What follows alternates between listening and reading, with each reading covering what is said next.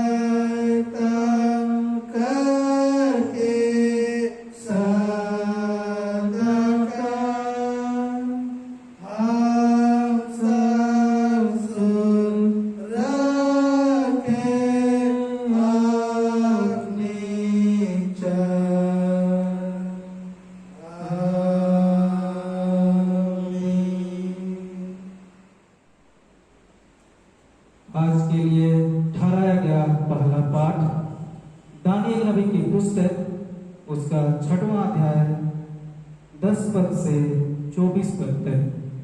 Daniel 6वां अध्याय 10वां पद से 24 पद तक। जब दानियल को मालूम हुआ कि उस पत्र पर हस्ताक्षर किया गया है, तब वह अपने घर में गया जिसकी उपरोक्ति कोठरी की खिड़कियां यरूशलेम की ओर खुली रहती थी, और अपने रीति के अनुसार जैसा वह दिन में 3 बार अपने परमेश्वर के सामने घुटने टेक कर प्रार्थना और धन्यवाद करता था, वैसा ही तब भी करता रहा। तब उन मनुष्यों ने उतावले से आकर दानियल को अपने परमेश्वर के सामने विनती करते और गिड़गिड़ाते हुए पाया।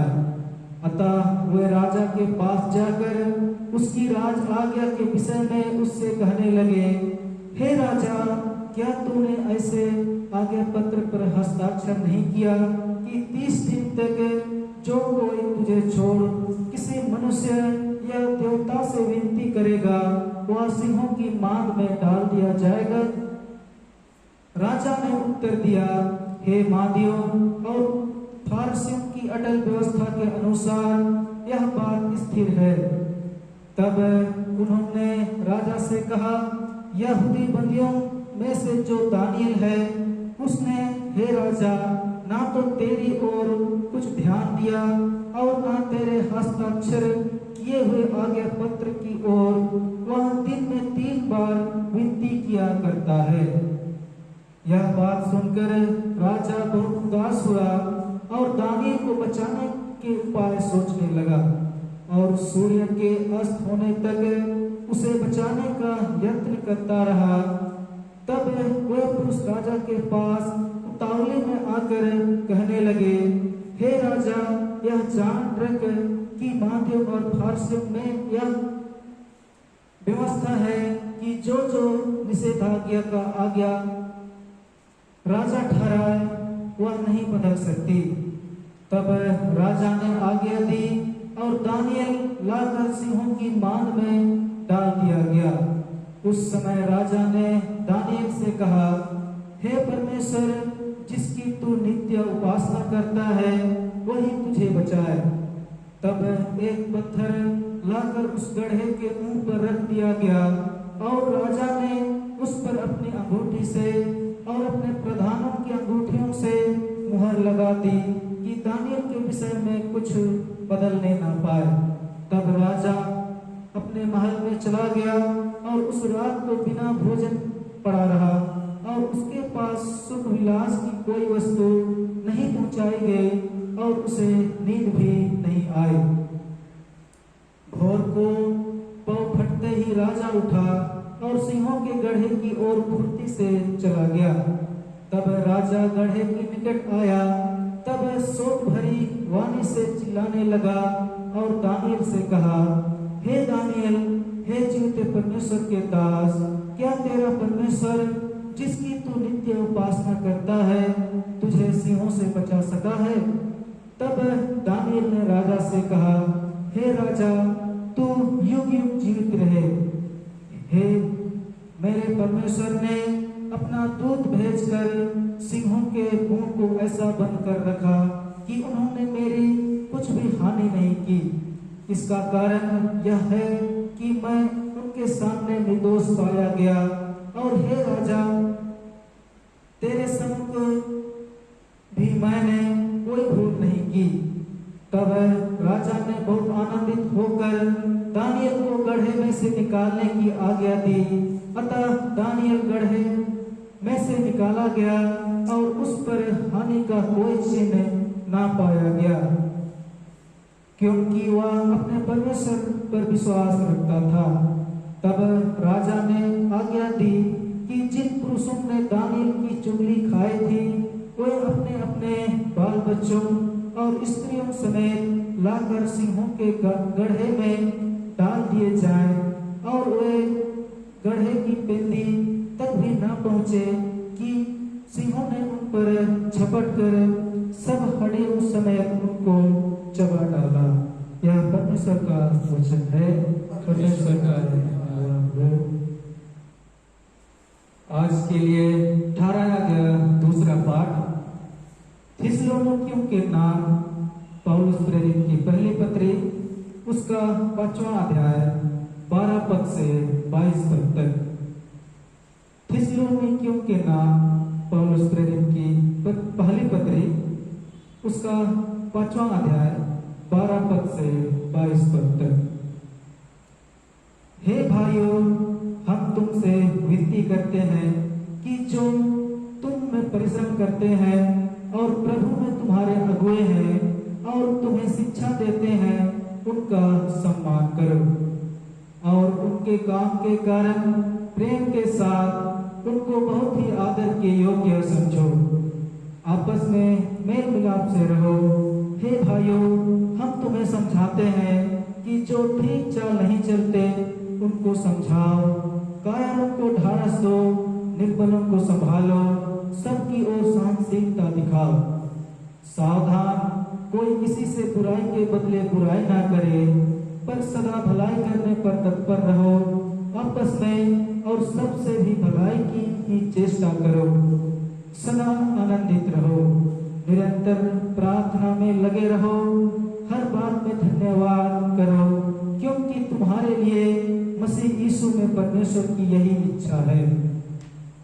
आत्मा को ना बुझाओ, भविष्यवाणियों को तुच्छ ना जानो, सब बातों को परखो, जो अच्छी है उसे पकड़े रहो, सब प्रकार की बुराई से बचे रहो। यह परमेश्वर का वचन है। परमेश्वर का धन्यवाद हो। सुसमाचार सुनने से पहले हम गीत गाएंगे। गीत नंबर 171, हिम नंबर 171। हे प्रभु मुझसे तो सीखला ठीक प्रार्थना करने को। दयाल तू है और सामर्थी सहायक मेरा हो। तू मेरे पाप सा क्षमा कर दे मुझे धर्मी ज्ञान और मेरे मन को शक्ति दे कि मुझ पर करे ध्यान। जब मुझे होवे सो ग्यारो, तब मेरा करूँगा और में अपनी कृपा से तू मुझे पालूगा।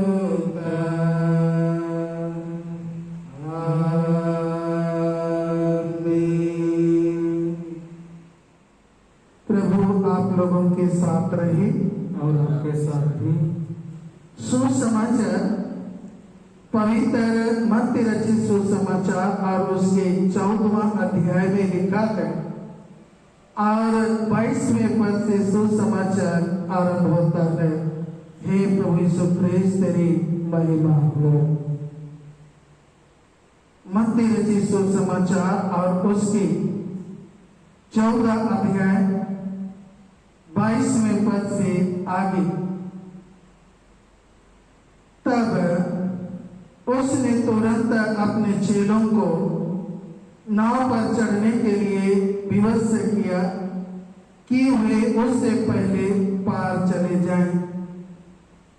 जब तक वह लोगों को विदा करे, वह लोगों को विदा करके प्रार्थना करने को अलग पहाड़ पर चला गया और सांझ को वह वहां अकेला था। उस समय नाव झील के बीच लहरों से डगमगा रही थी, क्योंकि हवा सामने की थी। और यीशु रात के चौथे पहर झील पर चलते हुए उनके पास आए। चेले उनको झील पर चलते हुए देखकर घबरा गए और कहने लगे, यह भूत है, और डर के मारे चिल्लाने लगे।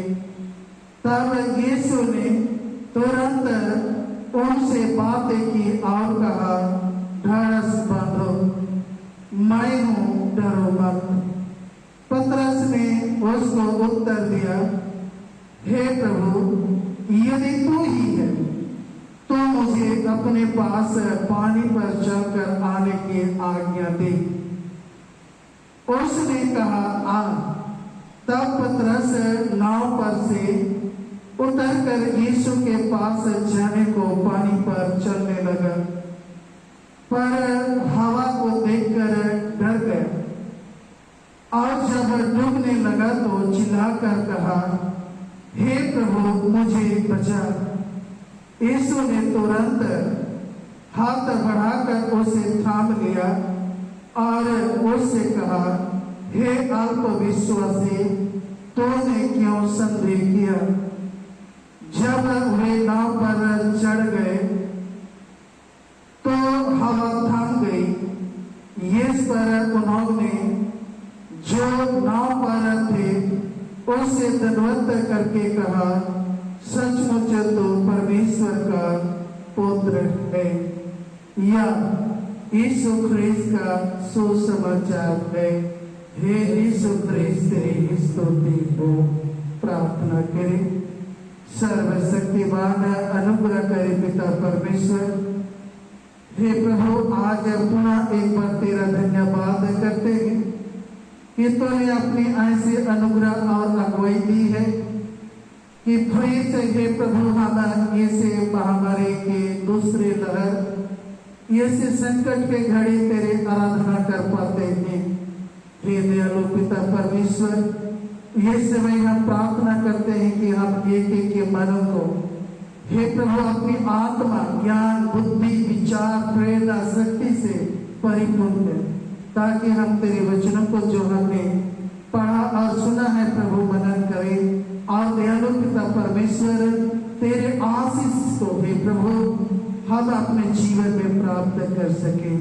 हमारे प्रभु यीशु ख्रिस्त के नाम में आमीन। आज के आराधना में उपस्थित मसीह में मेरे प्रिय माता पिता, भाई बहन और प्यारे बच्चों, आप सबको यीशु है। उम्मीद करता हूं कि आप सभी घरों में सुरक्षित हैं और परमेश्वर का धन्यवाद करेंगे कि परमेश्वर ने हमें ऐसा अनुग्रह दिया है, ऐसा अगुवाई दिया है कि हम परमेश्वर की महिमा और आराधना कर पाते हैं। मसीह में मेरे प्रिय, हमारे बीच में वह संकट की घड़ी है और हम उस संकट के घड़ी में हम परमेश्वर से प्रार्थना कर रहे हैं कि परमेश्वर की अनुग्रह, परमेश्वर की आशीष हम पर हो। मसीह में मेरे प्रियो, भजन संहिता 86 और उसके 7वें पद को हम लोग याद करें, जिसमें दाऊद इस प्रकार कहा, संकट के दिन में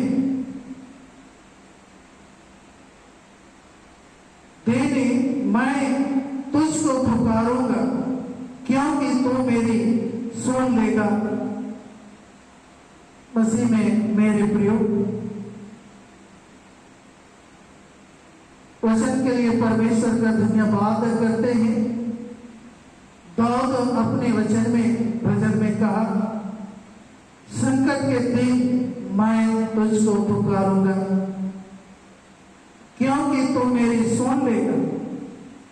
मसीह में मेरे प्रियो, आज की पाठ वचन की और हम गौर करें। आज की पाठ वचन जो हम दानियल नबी और लूका मत्ती रचित सुसमाचार से हमने सुना है। दोनों पाठ वचन में हम गौर करें, उसमें हम पाते हैं दानियल नबी जब उसके मृत्यु के पत्र पर हस्ताक्षर की गई, अर्थात उनके जीवन में जब संकट की घड़ी आई, तब उन्होंने गिड़गिड़ाकर दिन में वहां 3 बार परमेश्वर से प्रार्थना करने लगा।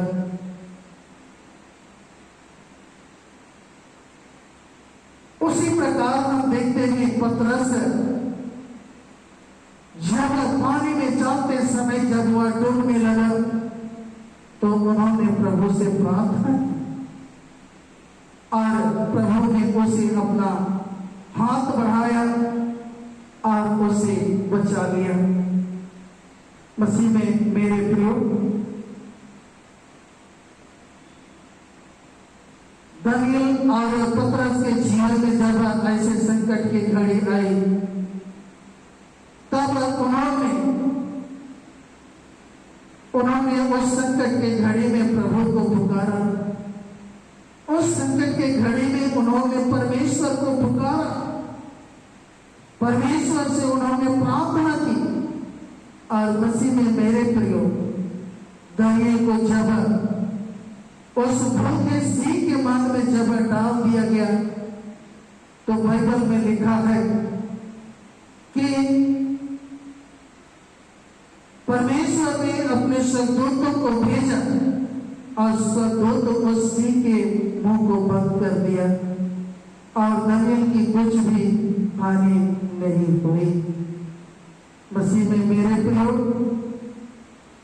पतरस ने जब यीशु से चिल्लाया, यीशु को पुकारा, उन्होंने यीशु से प्रार्थना की, बेनती की कि हे प्रभु मुझे बचा ले, और उन्होंने अपना हाथ बढ़ाया और उसे बचा लिया। मसीह में मेरे प्रियो, 2020 से ही हम ऐसे महामारी का सामना कर रहे हैं और ऐसे महामारी में कितने कोई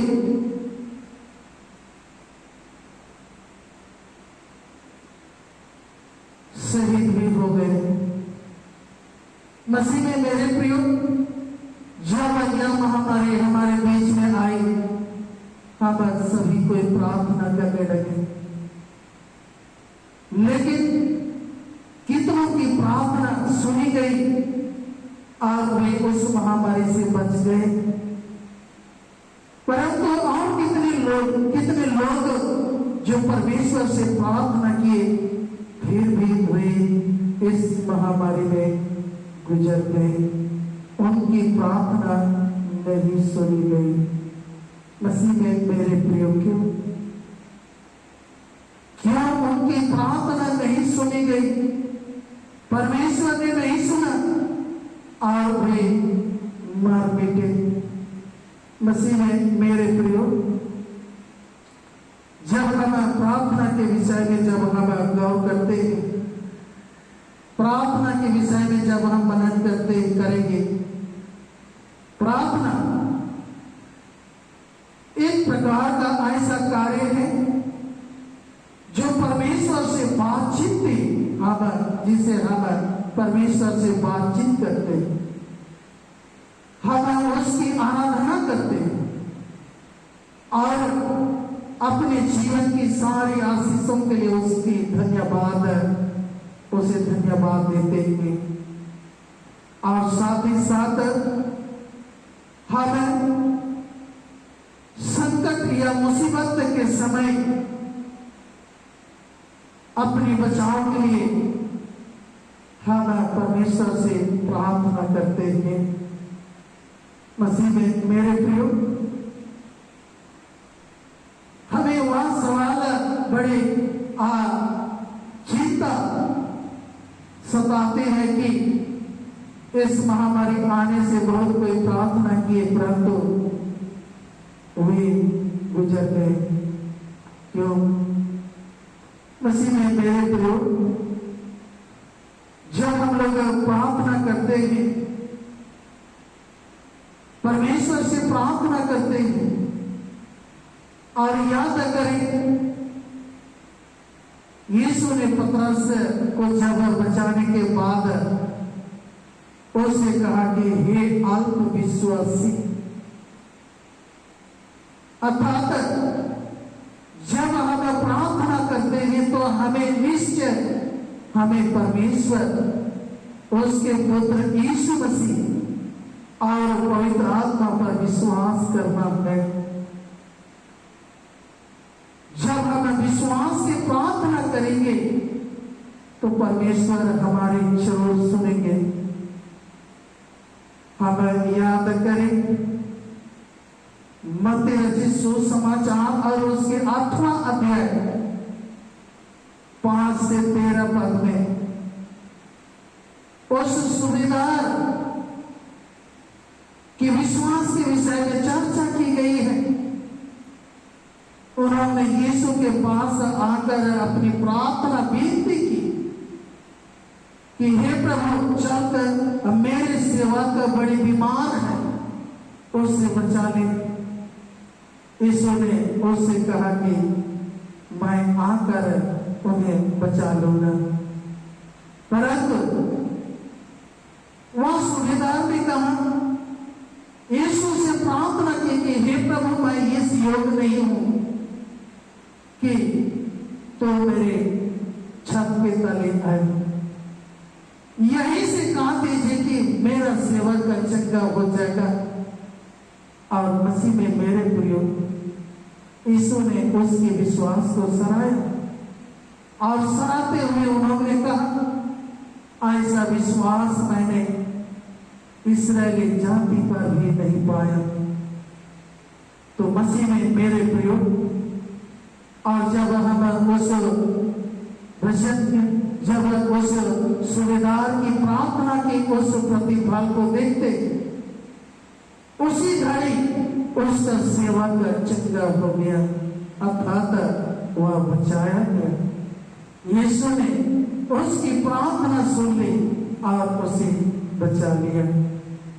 मसीह में मेरे प्रियो, कभी कभी हम प्रार्थना करते हैं और जब उसका प्रतिफल हमें नहीं मिलती है तब हम निराश हो जाते हैं। हम सोचते हैं कि मेरी प्रार्थना परमेश्वर नहीं सुनेंगे, मेरी प्रार्थना परमेश्वर तक नहीं पहुंचती है। मसीह में मेरे प्रियो, हम दानियेल की उस प्रार्थना को याद करें जो कि उस यरूशलेम की और जो खिड़की थी, उस खिड़की को खोलकर उन्होंने उस यरूशलेम को और देखकर उन्होंने प्रार्थना की और परमेश्वर ने उसकी प्रार्थना को सुना। मसीह में मेरे प्रियो, आज वह एक बार नहीं परंतु वह जब से उसकी मृत्यु के पत्र पर हस्ताक्षर की गई, उस पत्र पर जब मुहर लगा दी गई राजा के अंगूठी के द्वारा, उसी समय से वह लगातार परमेश्वर से प्रार्थना की और परमेश्वर ने उसकी प्रार्थना को सुन ली। मसीह में मेरे प्रियो, आज हम लोग दूसरा पाठ वचन को याद करें जो हमारे बीच में पढ़ा गया। जो पहला थिस्सलुनीकियों 5वां अध्याय और उसके 12 से जब हम 22 पद तक सुने, उसमें पौलुस ने 17वें पद में इस प्रकार उन्होंने कहा है, निरंतर प्रार्थना करते रहो, निरंतर प्रार्थना में लगे रहो। मसीह में मेरे प्रियो, जब हम लूका रचित सुसमाचार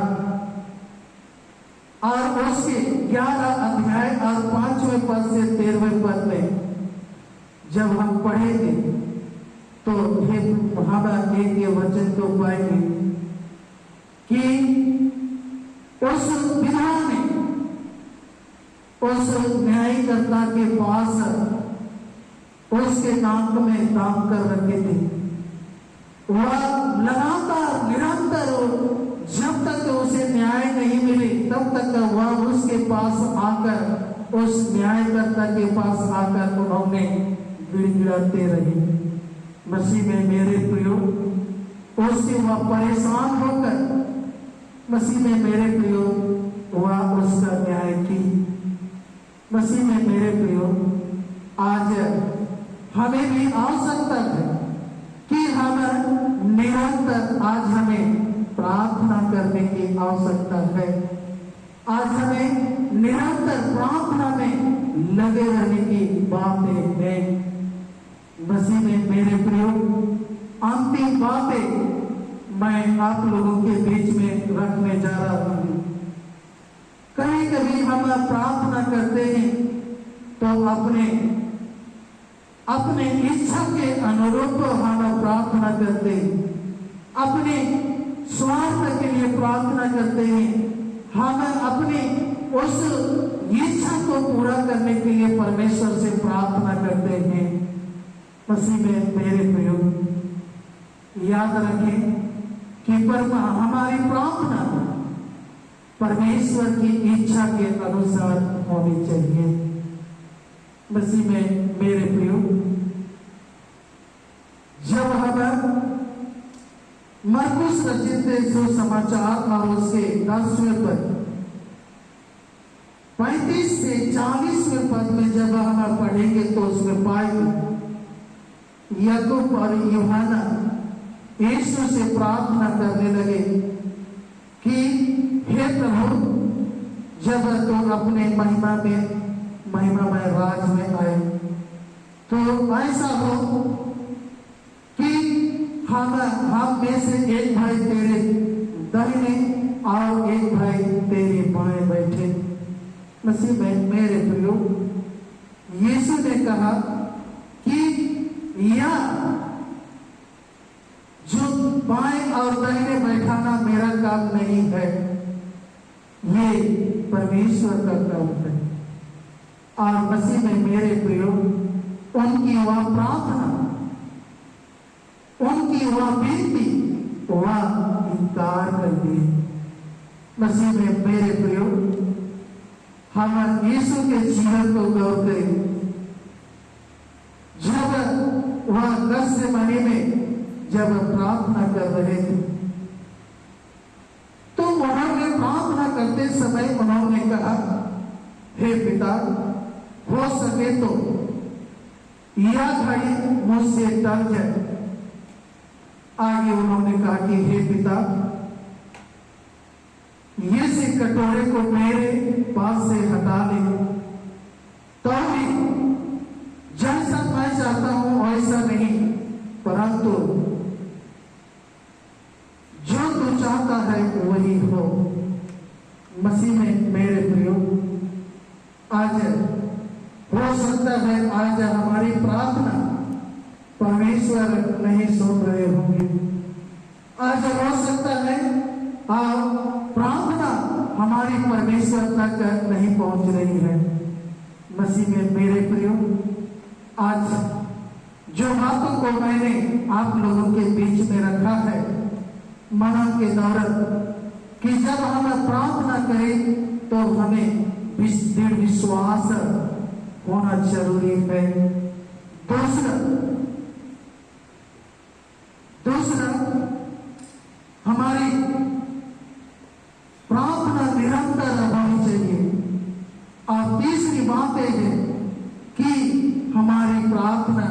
परमेश्वर की इच्छा के अनुसार हो।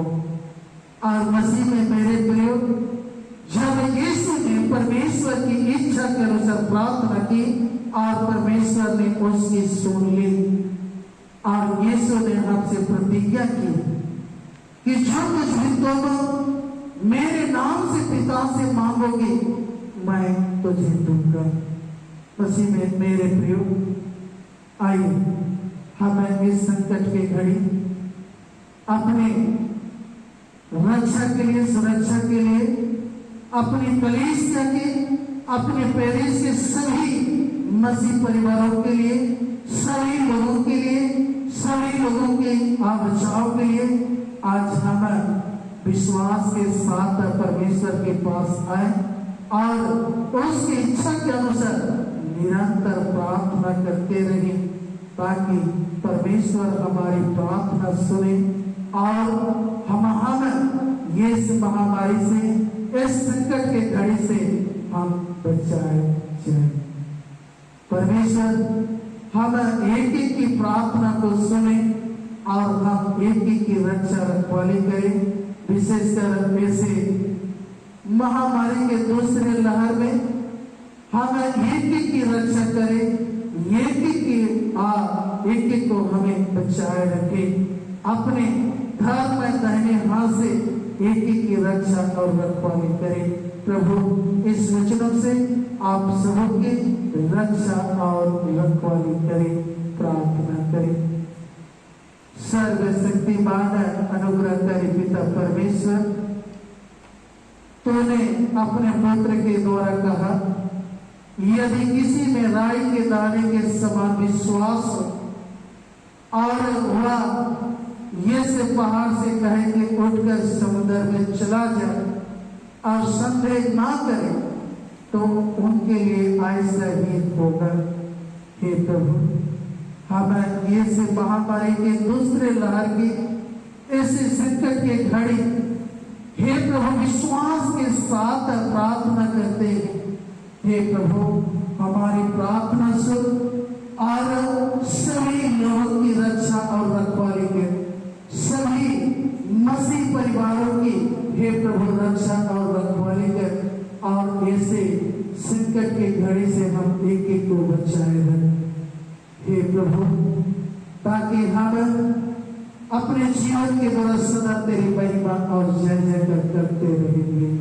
हे दयालु पिता परमेश्वर, यह प्रार्थना तेरे विश्वास रखते हुए तेरे प्रिय पुत्र यीशु ख्रीस्त के नाम से मांगते हैं, आमीन।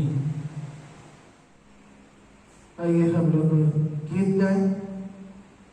गीत नंबर 360 भजन में से, और इसी गीत के दौरान हम अपने चढ़ावे भेंट प्रभु को अर्पण करें। गीत नंबर 360। महिमा से तो जो भरा हुआ, ज्योति में सदा रहने वाला, मनुष्य में तूने जन्म लिया, फिर से इस जग में तू आएगा, आएगा।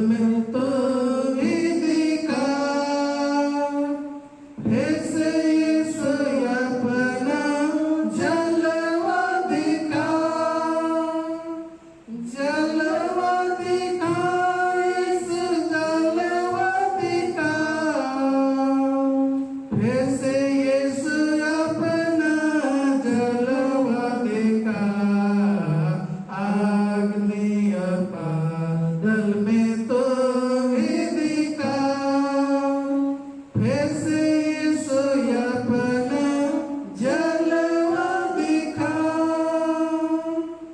धन्य है तूने प्रार्थना सुनी, इज़रा की तूने सहायता की।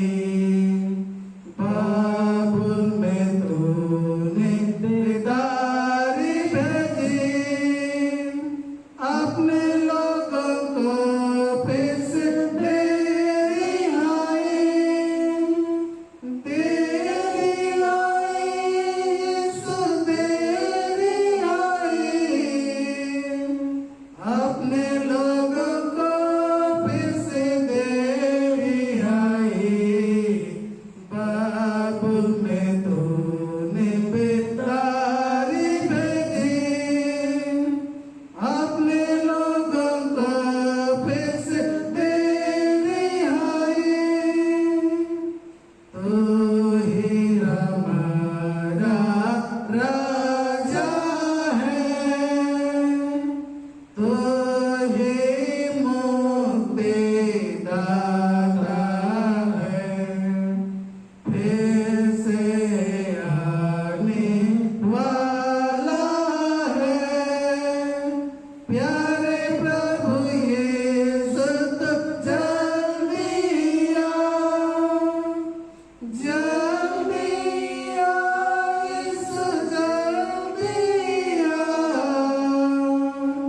प्यारे प्रभु यीशु तो जल्दी आ, फिर से आने वाला है। प्यारे प्रभु यीशु तो जल्दी आ। प्रार्थना करें। सर्वशक्तिमान अनुग्रहकारी पिता परमेश्वर, इस महामारी के दौरान भी तूने हमारे जीवन को जीवित रखा है। हमारे जीवन की एक एक आवश्यकता को पूरा किया है। प्रभु तेरा धन्यवाद करते हैं। और दयालु पिता परमेश्वर, आज ये से आराधना के अवसर पर यह भेंट हम तुझे अर्पण किए। दयालु पिता परमेश्वर, हम तुझसे विनती करते हैं तो ये से दान को अपने नाम की महिमा और अपने लोगों की भलाई के लिए स्वीकार कर।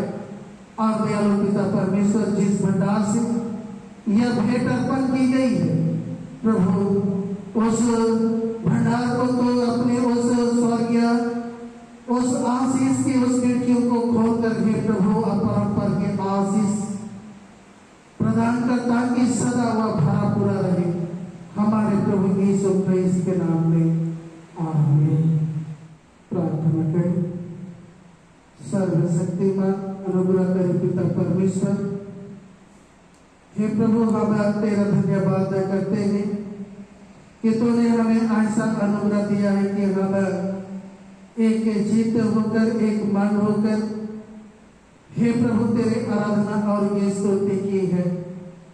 और दयालु पिता परमेश्वर को प्रतिज्ञा करता है, जहाँ 2 या 3 मेरे नाम पर इकट्ठे हो तब मैं उनका मांगा भर दूंगा। हे दयालु पिता परमेश्वर, आज हम विनती करते हैं प्रभु, जो भी आज ये महामारी के ऐसे संकट के घड़ी में है, और दयालु पिता परमेश्वर दृढ़ विश्वास रखते हुए निरंतर तुझसे विनती कर रहे हैं। हे प्रभु, ये की प्रार्थना को सुन, और जैसे तूने दानियेल की प्रार्थना सुनी और अपनी स्वदूत भेजकर हे प्रभु उस सिंह के मुंह से तूने बचाया, वैसे ही हे दयालु पिता परमेश्वर, हम ये की प्रार्थना को सुन, जो हम संकट के घड़ी में हे प्रभु तुझे पुकारते हे प्रभु, और हमें तो ये से महामारी से बचा ले, हमारी रक्षा कर, ताकि हम सुरक्षित रहे। हे दयालु पिता परमेश्वर, हम प्रार्थना करते इस रामगढ़ पेरिस के अंतर्गत और साथ ही साथ ये से क्षेत्र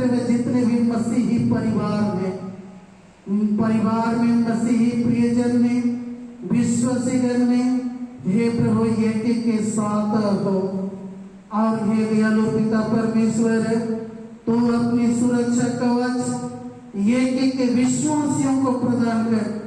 हे प्रभु, तो अपने उस प्रिय पुत्र यीशु मसीह के उस पवित्र लहू की सामर्थ एक एक के जीवन में हे प्रभु मार लगा दे, ताकि हे प्रभु एक एक के विश्वासी जो तुझे पुकारते हैं, तो उसे बेनती करते हैं प्रभु, हर एक की प्रार्थना तेरे पास पहुंचे और हर एक कोई सुरक्षित रहे।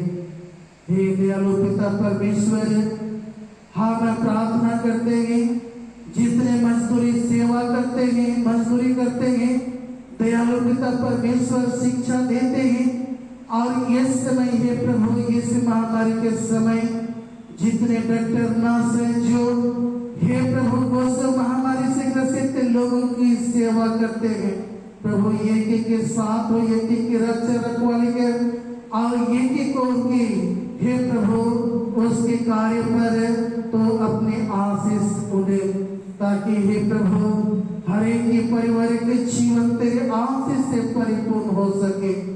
हे दयालु पिता परमेश्वर, हम अपना हे प्रभु यीशु पेरिस के सभी विश्वासियों को और विशेषकर बुजुर्ग माता पिता भाई बहन बच्चों को हे प्रभु तेरे हाथ में समर्पित करते हैं और प्रार्थना करते हैं, जैसे तूने बीते समय में हमारी प्रार्थना सुनी और अब तक के जीवन में हमें सुरक्षित और जीवित रखा है। प्रभु आगे भी तेरी अनुग्रह हो और दयालु पिता परमेश्वर, ताकि हम अपने जीवन के द्वारा सदा तेरी महिमा और तेरे प्रिय पुत्र यीशु को प्रकट कर सके।